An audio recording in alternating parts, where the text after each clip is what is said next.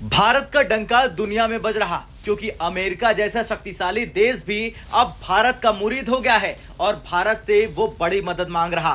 दरअसल विदेश मंत्री एस जयशंकर आज से 2 दिवसीय ईरान के दौरे पर जा रहे हैं। उनका ये दौरा तब हो रहा जब इजराइल हमास युद्ध के बीच लाल सागर में हुती विद्रोहियों द्वारा मालवाहक जहाजों पर हमले किए जा रहे हैं। उसके बाद ब्रिटेन और अमेरिका मिलकर यमन में हुती ठिकानों को निशाना बनाकर हवाई हमले कर रहे हैं। अपनी इस यात्रा के दौरान विदेश मंत्री एस जयशंकर अपने ईरानी समकक्ष हुसैन अमीर अब्दुल्लाहियन के साथ लाल सागर में उभरती सुरक्षा स्थिति सहित कई प्रमुख मुद्दों पर चर्चा करेंगे।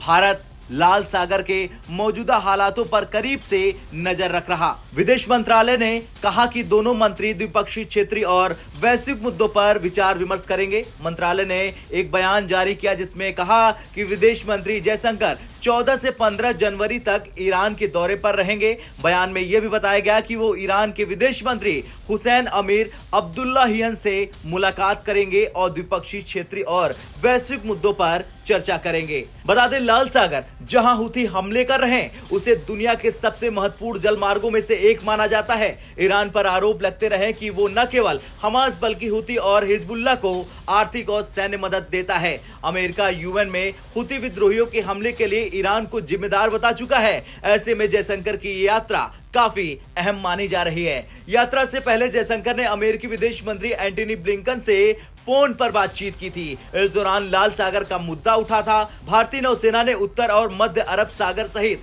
महत्वपूर्ण समुद्री मार्गों में समुद्री वातावरण को ध्यान में रखते हुए समुद्री सुरक्षा अभियानों के लिए अपने अग्रिम पंक्ति के जहाजों और निगरानी विमानों की तैनाती पहले ही बढ़ा दी है। जयशंकर और अमीर अब्दुल्लाहियन के चाबहार बंदरगाह के माध्यम से क्षेत्रीय संपर्क को बढ़ावा देने पर भी विचार विमर्श करने की संभावना है। हुती ठिकानों को निशाना बनाकर किए गए हवाई हमलों के बाद अमेरिकी राष्ट्रपति जो बाइडेन ने कहा था कि वो आगे भी कदम उठाने में संकोच नहीं करेंगे। उन्होंने कहा था कि इन लापरवाह हमलों के बाद अंतर्राष्ट्रीय समुदाय की प्रतिक्रिया एकजुट और दृढ़ हो रही। जयशंकर और अब्दुल्लाहियन के चाबहार बंदरगाह के माध्यम से क्षेत्रीय कनेक्टिविटी को बढ़ावा देने पर भी विचार विमर्श करने की संभावना है। ऊर्जा संपन्न ईरान के दक्षिणी तट पर सिस्तान बलूचिस्तान प्रांत में स्थित चाबहार बंदरगाह कनेक्टिविटी और व्यापार संबंधों को बढ़ावा देने के लिए भारत और ईरान द्वारा विकसित किया जा रहा है।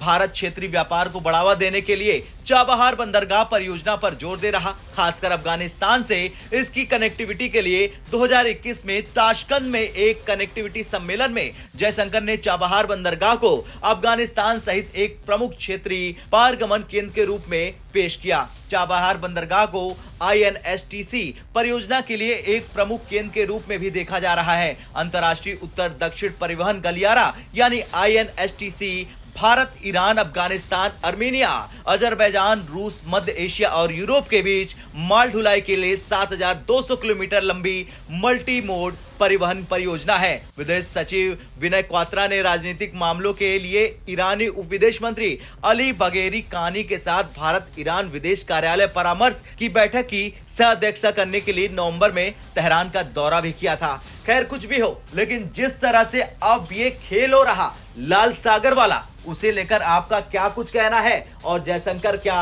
हुतियों के हमलों को रोक देंगे? कमेंट कर जरूर बताएं। ब्यूरो रिपोर्ट, भारत तक।